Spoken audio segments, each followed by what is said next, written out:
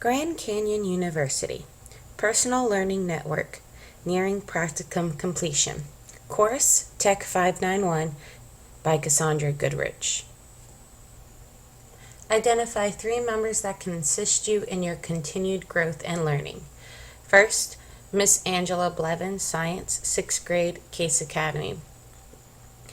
As you can see, Angela is a good friend as well as holds a PhD in educational philosophy and has a very good extensive background in science. I also look to her for personal wisdom. Miss Amy Lascajani, my math coach. She has been teaching over 13 years, has a lot of great resources, and can help me implement math along with technology. Miss Jennifer Testerman, great friend, former also GCU graduate. She has great skills in technology, from basic word processing all the way to integrating math into it. And finally, I also have a great administration team that I can go to for assistance. Christopher Canning, which we call Coach, who will give us the opportunity for any training that we need. We have 2 APs, Miss Tonette Heineken and Johnny Jackson. Both of them believe in us. When they come in and give us personal guidance, it's very formal and beneficial. It's not just negative. So our administration staff assist us in becoming better teachers. Here is Heidi Jacobs. She is professional, been world renowned overseas and as well as United States. Heavily has an influence in the ASCD conference. I've had personal trainings with her, and she is just a great professional. She's heavily involved with Curriculum 21, which is basically incorporating technology, STEM, to 21 first century learning practices. She is very blunt, but to the point. Another professional that I would like to follow and continue learning from is Jeannie Tribuzzi. She has also been featured at the ASCD conference.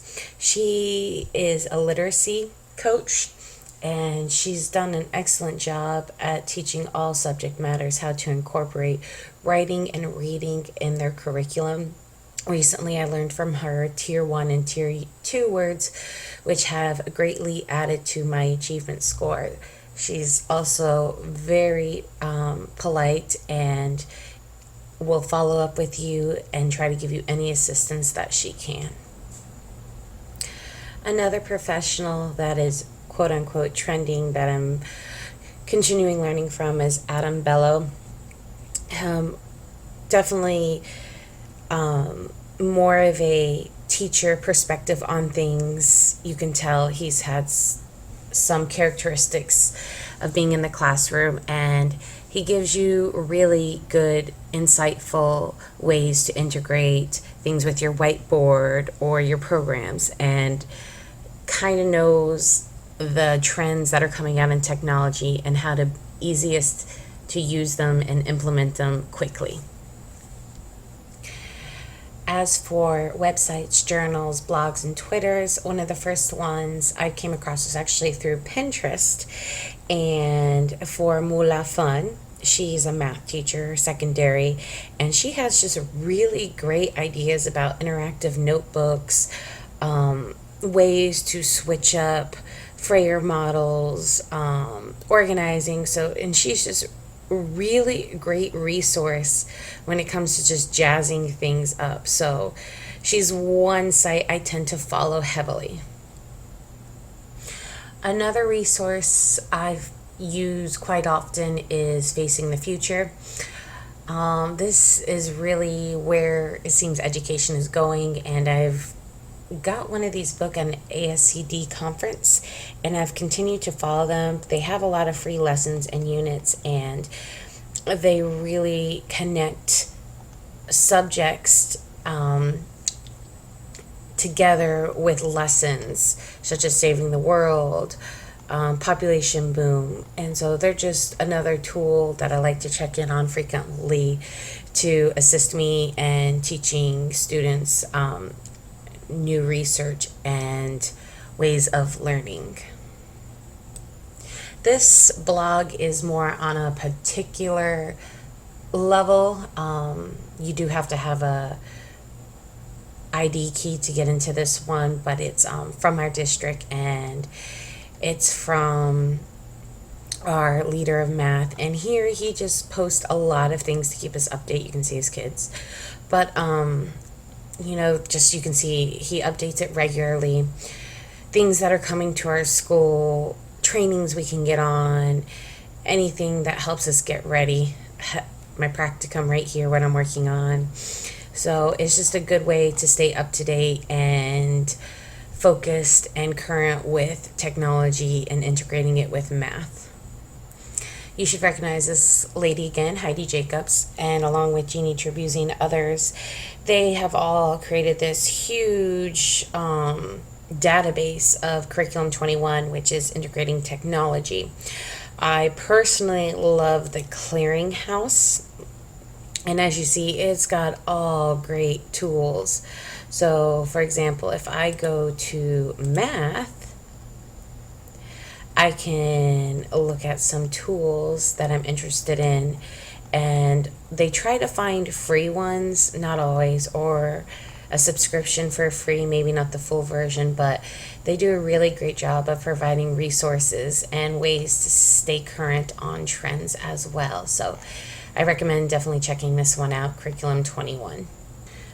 My last resource I really use and have been following is Box of Tricks, Education and Technology. It's less formal as Curriculum 21, but it's been around. I've watched it, and it's pretty accurate for the most parts. Once in a while it does crash, like as you can see right now, but they keep you a list of current programs that are really coming out. And again, it's got a blog and people commenting, and you can also see on this one, it's global, so you can see what other educators around the world is trending as well, so you can see if there's connections. So this one's really good because it's not so formal, and you kind of get the meat of some of the information that you normally wouldn't get due to politics. One of the ways I want to continue improving my technology skills is using Twitter in the classroom. I'm very uncomfortable with this still due to all these scandals in the news with just Facebook, but it is trending pretty big now.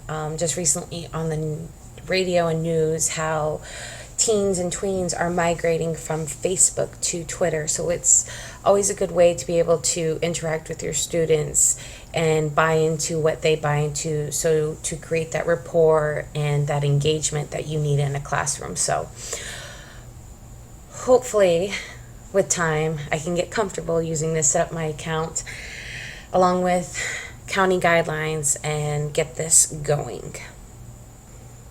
Another area I would like to focus on to continuing is the use of the Weebly site that my school uses. We'll go to my personal page. Again, there's my baby. But this was last year's, and the first page you came upon was their daily logs.